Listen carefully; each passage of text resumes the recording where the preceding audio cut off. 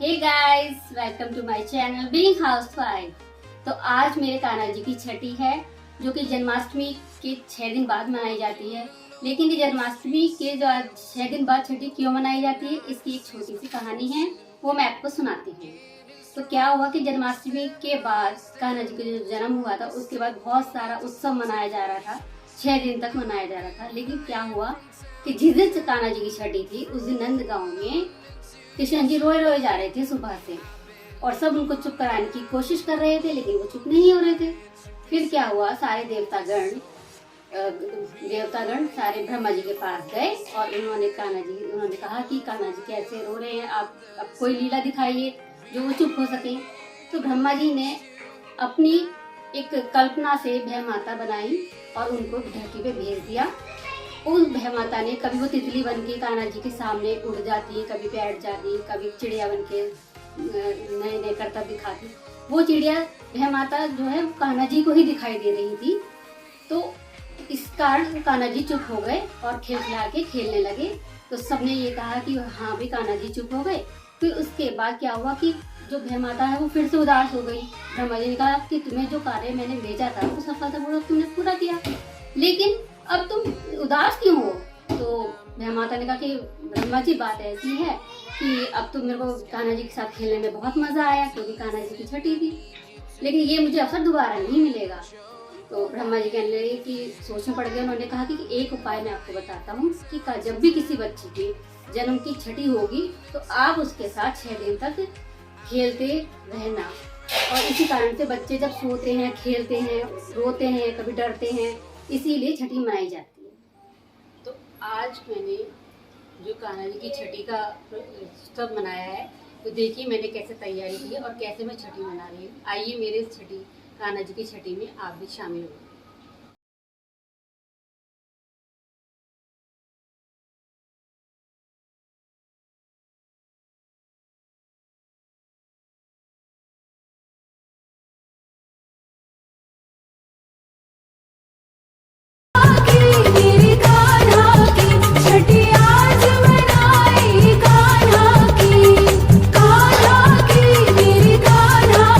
छठी आज मनाई कान्हा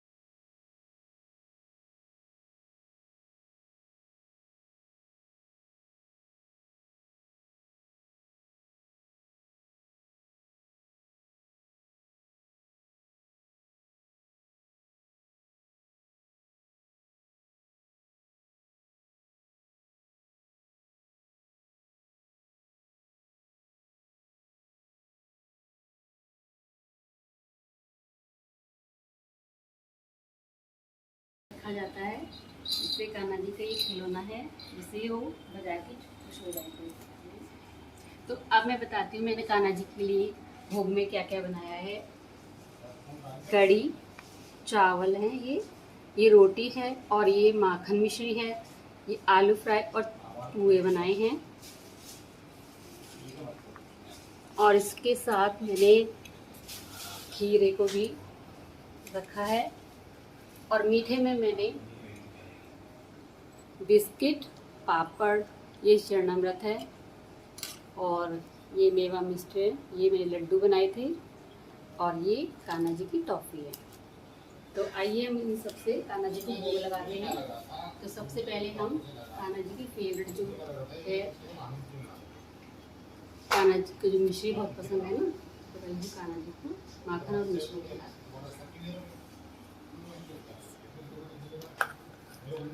कान्हा जी के सामने होगी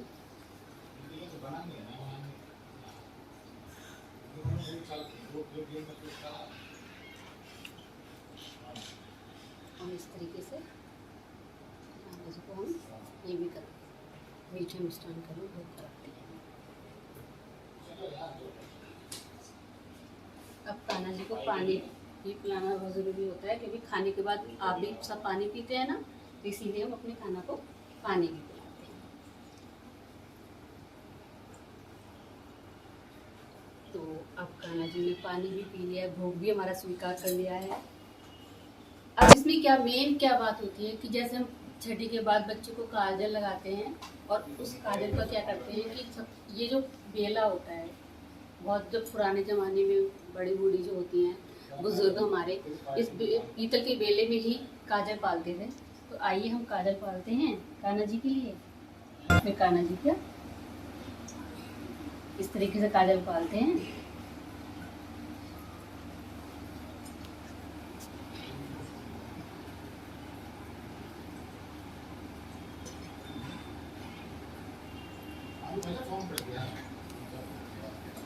और ये कान्हा जी का